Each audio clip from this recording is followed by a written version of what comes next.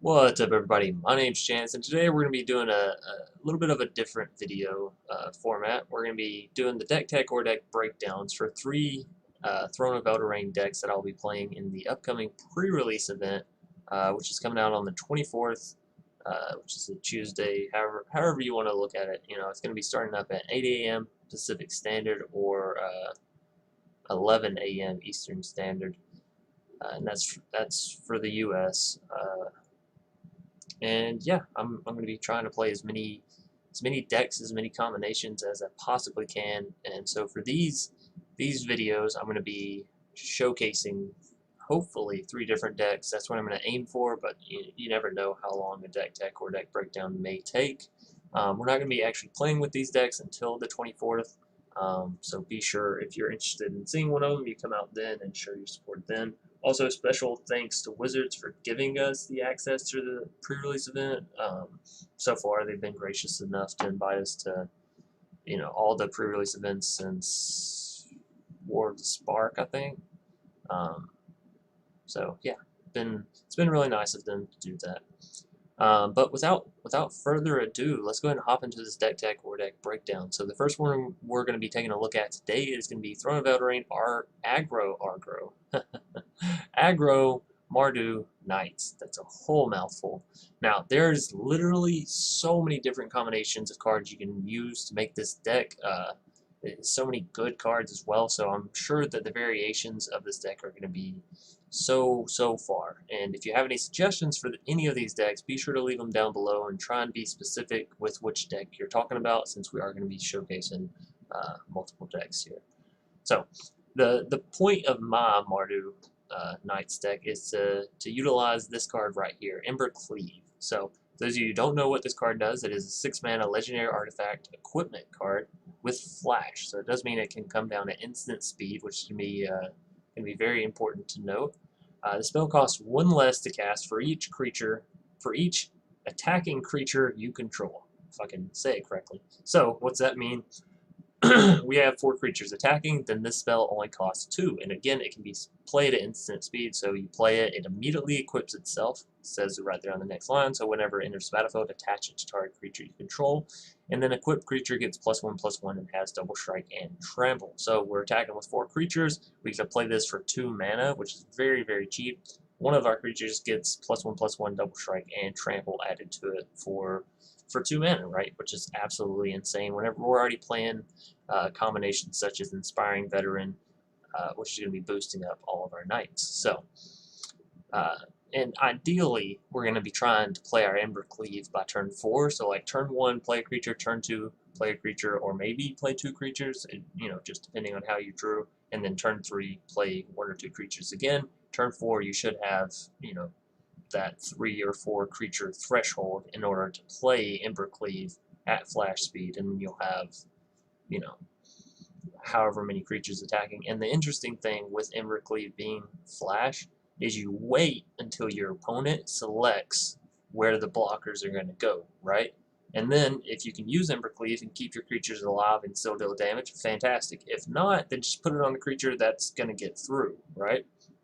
So it's fairly simple, and it's really good and versatile that it has flash, right? Because it even means that you can cast it during your opponent's turn. Is it going to cost a lot more? Hell yeah, it's going to cost 6. But if need be, you can do that. So it's just it's just nice that it has it. So let's go ahead and take a look at the rest of our deck, right? Because we're not just going to be playing Ember Cleave. We need other things to play as well. So kicking us off, we have 2 copies of Knight of the Ebon Legion, a very strong Knight card, and you'll probably be seeing this card a lot in a lot of Knights decks because it's 1 mana, right? 1 mana with 1/2, which isn't terrible, but then for 3 mana, it becomes a 4/5, which is crazy, and it gains Death Touch, right? If that wasn't enough, then whenever your opponent loses 4 or more life, it also gains a counter. So like, this card is just huge, and like I said, expect to see it in literally almost every single Knights deck, almost every single Vampire deck. It's a good one. It's a strong one. Moving us down, we have some new cards here. We have Venerable Knight that reads, whenever Venerable Knight dies, we're going to put a +1/+1 counter on a target knight you control. we're all playing knights, so that's pretty good, pretty handy. It does also come down as a 2/1, so 1 mana for a 2/1 that has an on-death effect, pretty solid. Deafening Silence is to combat those control players. So for 1 mana, we're going to get down this enchantment, and each player can only cast. I'm sorry. Let me read this verbatim instead of trying to summarize it, and then I'll go back and summarize it. Each player can't cast more than 1 non-creature spell each turn. So we're going to be able to keep playing down as many knights as we want. Sure, it's going to limit us to only playing 1 other card per turn, so we can only play Knight's Charge or Embercleave in a turn. We couldn't play both of them. But you can see we won't really have that problem, as majority of our deck is creatures and it is knights. So, yeah. This is actually a really nice card. I'm glad they printed it. Moving us down, we have Fervent Champion, which is another 1 mana creature. It is a human knight, has first strike and haste, so it's going to be able to attack as soon as it hits the battlefield. Furthermore, whenever it attacks another target attacking knight we control is going to get a +1/+0 boost. And then furthermore, equip abilities, you activate that target Fervent Knight costs 3 less to activate. So say we played our Embercleave and we got it down and equipped it to a creature, fantastic. And that creature died somehow, some way, right? They removed it. So now it's going to cost us 3 to equip it, except if we equip it to Fervent Champion, where it's going to cost absolutely nothing. Now, Fervent Champion does already have first strike, and it is only a 1/1, so you're making a 2/2 with double strike and trample. So it's not the world's greatest, but at the same time, it's free, so, you know, it's not the world's worst. Moving us down, we have Inspiring Veteran, which is going to give all of our other knights +1/+1, so fairly standard, very strong there.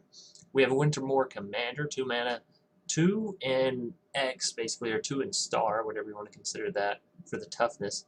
And it does have Death Touch, and it reads whenever, I'm sorry. Let's read the first part first, right? So Wintermoor Commander's toughness is equal to the number of knights you control. And this has come down on turn 2, so more than likely, you're only going to have 2 knights, right? The one you played from turn 1 and this one. So starting out, it's just going to be a 2/2 with Death Touch. That's perfectly fine for 2 mana, given that the next effect is fantastic. So whenever Wintermoor Commander attacks, another target knight you control gains indestructible until end of turn. So turn 1, you get Knight of Ebon Legion. Turn 2, you get Wintermoor Commander. Turn 3, you can attack with your Knight of the Ebon Legion, pay the mana, get it really big, and it becomes indestructible, so your opponent can't even really do anything about it.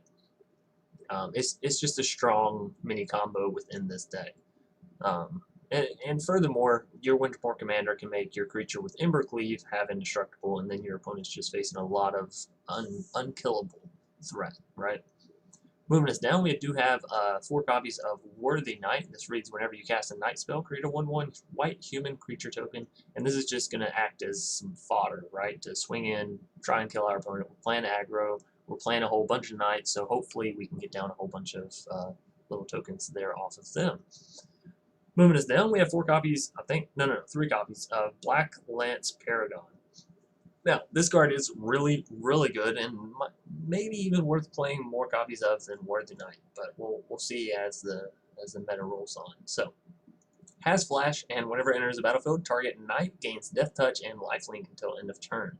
So flash means you can throw this card down during your opponent's turn when they go to swing in. Furthermore, you give one of your other creatures Death Touch, which means it can defend and kill whatever creature your opponent's attacking with, and it gains lifelink, so you're going to get a little bit back from losing said creature, if you're even going to lose it, right? Moving us down, we have Midnight Reaper, which can give us some card draw every time one of our knights dies. One of our non-token creatures dies, we're going to get to draw a card. It is also going to deal 1 damage to us, but it should be inconsequential for the most part, right? Then we have Acclaimed Contender, 3 mana, and this one is a bit of a long one, so bear with me. Whenever Acclaimed Contender enters the battlefield, if you control another knight, look at the top 5 cards of your library. You may reveal a knight, aura, equipment, or legendary artifact card from among them. Put it into your hand, put the rest onto the bottom of your library in a random order. So, whenever we play this card, given that we have another knight down, we're going to be able to dive in 5 cards and look for, you know, either another knight or our Embercleave. So it's just pretty good. Now you can use Acclaimed Contender and Fervent Champion and Embercleave and branch this deck into a more equipment or a base Knights deck, and that's certainly one that you may want to try out. But as I said in the beginning, there are so many combinations of this deck that are possible, probable, and probably pretty good. That it's just gonna come down to like which one do you want to play, right? So moving us along, we have two copies of Knight's Charged, and this card reads: whenever a knight you control attacks, each opponent loses 1 life and you gain 1 life. Furthermore, for 8 mana, 6 plus 1 white and 1 black, you can sacrifice Knight's Charge and return all Knight creature cards from your graveyard to the battlefield. Crazy, right? Absolutely fucking crazy. Moving us down, we have 2 copies of Oathsworn Knight, 3 mana, comes down with 4 +1/+1 counters on it and attacks each combat if able. Furthermore, it reads, if damage would be dealt to Oathsworn Knight, so whether it be a shock or another creature attacking it or whatever, while it has at least 1 +1/+1 counter on it, prevent that damage or remove a +1/+1 counter on it. Once you get down to 1, obviously you're going to block it, it's going to remove it, and it's going to kill your Oathsworn Knight, so it does still have like a death effect, but you know, I don't know, maybe you take it into a proliferate deck and just boost the hell out of it and then it just never dies. Who knows? Moving us down, we do have 4 copies of Murderous Rider, a knight that's actually really, really solid, and its versatility is just fantastic. So for 3 mana, and here's what I want to say about Murderous Rider: expect to see this as the new Chupacabra, right? As the new Ravenous Chupacabra, because Chup came down, destroyed something, gave you a creature. This card, same effect, but it costs 1 less. So 3 mana, instant speed, destroy target creature or planeswalker, and this card can select planeswalkers, so it's actually fucking crazy. And then you lose 2 life, which, you know, okay.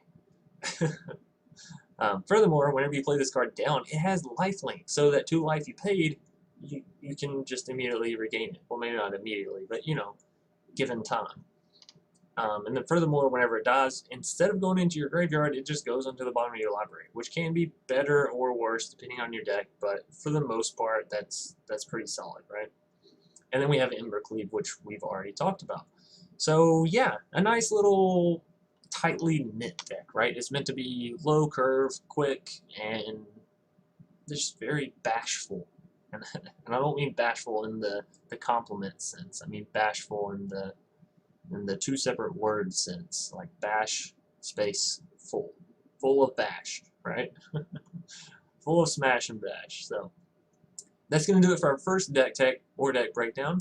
And now we're going to go and hop into another one. Alrighty, moving us on to our Orzhov Knights deck. We're going to be focusing on some more legendary artifacts. This time, not going so aggro, more so going for the mid-range, playing things like Sorin and Gideon. We do still have Midnight Reapers in here. We do still have Knight's Charge, but really going to be taking a look at these 2 cards right here, the Circle of Loyalty and the Cauldron of Eternity. And the main point of this deck is to play these 2 and try and get the most effect out of them as we can while utilizing Knights still as well. Like I said, there are going to be so many Knights decks, I wanted to at least make 2 and have a different sort of play style with each of them. So the Cauldron of Eternity costs 12 mana, which seems ridiculous, right? Seems like you'll never be able to get it down. However, this spell costs 2 less to cast for each creature card in your graveyard, right? So you have 5 cards, 5 creatures in your graveyard. It's only going to cost 2 mana, which is pretty awesome, right? So the effect of this card: whenever a creature you control dies, instead of putting it into your graveyard, you're going to put it onto the bottom of your library, which is fantastic, right? It's going to help you up against mill decks, which be prepared, because there are definitely going to be mill decks in this standard, in this meta, in the standard meta, whatever you want to call it. 100% for sure, I'll guarantee it. There will be viable mill decks. I've already seen a lot of the cards. It's going to happen. Now, I'm not saying they're going to be played here, there, and everywhere, but you know, the viability of them just keeps going up and up and up.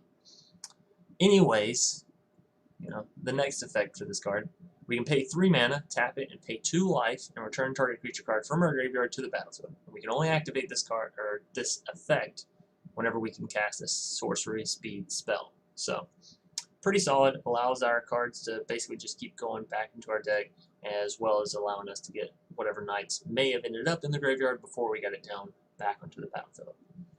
Now, the Circle of Loyalty, 6 mana, so, you know, literally half the cost of the other one. And it reads, this spell costs 1 less to cast for each knight you control, so fantastic, we're playing knights. How did that work out so perfectly?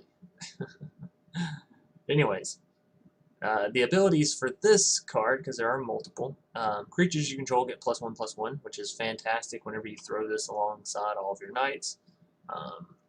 And okay, so again, you could throw this in that Mardu Knights deck and it would be perfectly fine. Literally, still 100% awesome. Give all your creatures +1/+1. Wouldn't cost that much, and for 4 mana you can tap it and create, you know, more knights. So it would certainly fit in there if you wanted to make the Mardu Knights deck a little bit more mid-range, and it would bolster alongside your Inspiring Veteran and just make your knights really, really huge.